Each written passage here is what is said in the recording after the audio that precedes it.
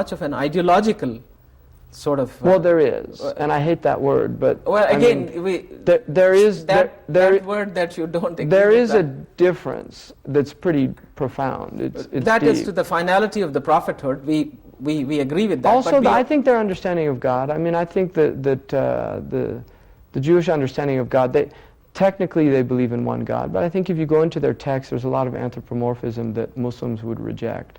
I think my basic take on it, I think we have to respect, and this is the Quranic picture, we have to respect other traditions, and I would include in that Hinduism, Buddhism, Shintoism, all of the wisdom traditions of the world.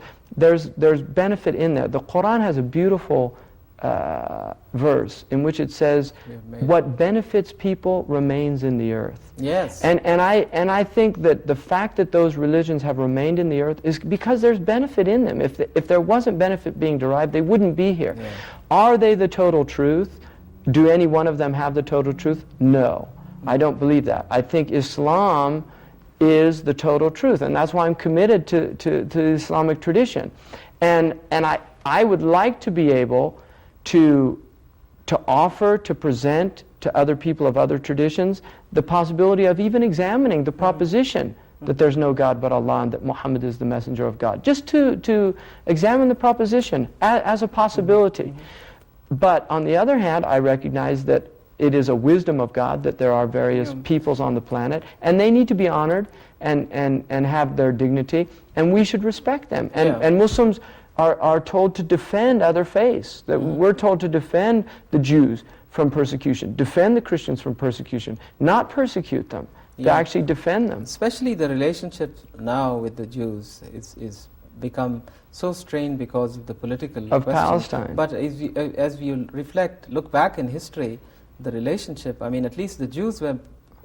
the Jews used it, was actually part of the Jewish liturgy in Morocco to pray for the Muslims. The rabbis dictated that because they said the victory of the Muslims meant security for Judaism, and the defeat of the Muslims meant a threat to the security of Judaism. So the Jews used to pray for Muslims for victory. And if you read Kohler's book on Jewish theology that was taught at the Jewish Theological Seminary in Massachusetts at the turn of the century, he said very clearly that that rabbinical tradition teaches that Muhammad sallallahu alaihi wasallam was a vehicle of God. So they actually traditionally believed that. They saw him as a part of providence. They didn't see him as evil. But they did not accept the finality of his messengership because they believed that the Messiah was to come to them, and that would be the... We believe Jesus was the Messiah. They missed the boat. And Jesus was the Messiah. And that's why the Muslims are always amazed at Jews and Christians, because one, we name our children Moses. I've met so many Palestinians named Musa. I mean, what an amazing thing for a Palestinian to name his child Musa after the prophet of the Jews. And yet, have you ever met an Israeli named Muhammad? No. And Rabin's wife, Leah Rabin, because she knew who killed her husband, said, I would rather my children marry Palestinians than some Israelis. Right? So it's rare to see a type of unbiased... Right, but the historical interaction, you just comment on that a little bit of Jews within Islam.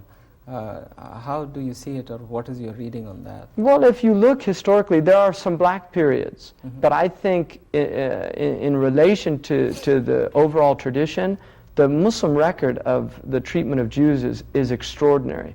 It really is. It is extraordinary.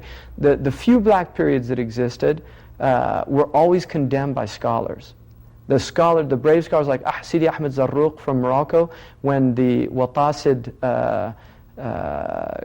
kingdom began to persecute the Jews because of the positions that they had achieved during the Marinid period. Beni Marin, they had become ministers. And the Watasiyah, who were ministers of Beni Marin, they actually overthrew the government, claiming that they'd let the Jews get too powerful. Sidi Ahmed Zarruq was the only mufti of Fez, the legal jurist, that refused to go along with that and said the Jews are people of dhimma, we have to protect them, their synagogues are protected. So you do have some black periods, but they were condemned by the righteous scholars, and history has testified that the righteous scholars were on the right side. When Spain fell, where did the Jews go? They went to Morocco and they went to the Ottoman Empire. The Ottoman Empire built for them synagogues. There are synagogues to this day in Bosnia that were built by Ottomans. I mean, this is the way the Jews were treated in the Muslim world. For 2,000 years, almost 2,000 years, they were persecuted by the Romans and the Christians. And yet the Muslims have an extraordinary record. And the Jews that I have met, and I've met some very upright and honest Jews that will testify to that truth. I had a professor at San Jose State University, Mira Zuzman, who is a Jewish woman. She's an anthropologist. And she said that she owes her existence to the Muslims because she's a Sephardic Jew. And it was the Muslims that protected her people to flee from the Inquisition. So there are Jews that will recognize that. And in this country, some of the most vociferous voices now against the Israeli aggression, against the impoverished Palestinian people, are Jewish people. And that's the truth. I mean, the Pacifica Radio is one of the few radio stations where they really do talk about what's going on in Palestine and explain the aggression. Most of these people are of Jewish background. People like Dennis Bernstein and these people, they're Jewish people. And to see these people as evil, to demonize them, is just, it's a terrible thing. It's a horrible thing. Muslims, anti-Semitism, there's no room for anti-Semitism in Islam. Yeah. No, but I think some Muslims somehow or the other go back to the Quran and validate their craziness of never trusting the Jews or hating the Jews or fighting them or killing them. I mean, what sort of authority do they have to do that? Well, there are definitely verses in the Quran in which the Jews are condemned. But there are verses in the Bible where the Jews are condemned. The Jews condemn themselves in their own book. They talk about how they treated their prophets, and that's exactly what the Quran is doing. It's confirming the Bible. And in fact, that's a testimony to the honesty of the Jews in relating their tradition, because they do say they did terrible things to their prophets. And so the Quran condemns that and tells them the way you redeem yourselves is accept the prophets and accept the final prophet. So that's a message to the Jews. But on the other hand, the Quran leaves that option open to them. If you don't want to accept the prophet, not only can you live under us, but we will protect you. And not only that, Muslim men are given the right to marry Jewish women. Now, how can a religion that considers every Jew evil permit a Muslim man to marry a Jewish woman, to love that woman, because the Quran says the whole purpose of marriage is rahmah and mawadda, is mercy and love. So if you have a Jewish wife, you're supposed to show love and mercy to her, and vice versa. And she's going to raise your children. And in Islamic law, if there's a divorce, the children are raised by the Jewish mother. And the Prophet. So how can we demonize a people by that? Right. But there are verses in the Quran that remind us that the people that have the most animosity towards Islam are the Jewish people. That doesn't mean every Jewish person. The Quran speaks in generalizations. The occasion of the Prophet's own experience. Also. But we can see clearly that there are Jewish elements within the media. Every Muslim feels the sting and arrows of these outrageous attacks by media that is often biased, and they have an agenda. There's no doubt about that, and I don't think, again, it's a conspiracy. I mean, I just look at the people writing the news articles.